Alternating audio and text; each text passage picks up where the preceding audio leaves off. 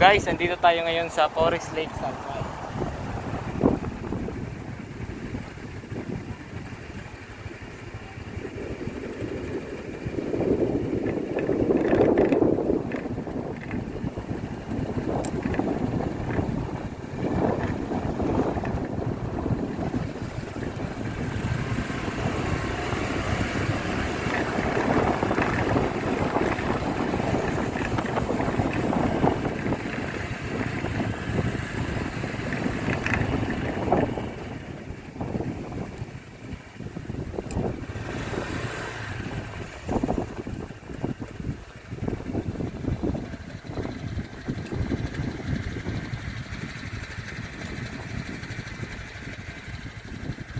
Hindi nagpapakita yung ngayon, masyadong ulan guys.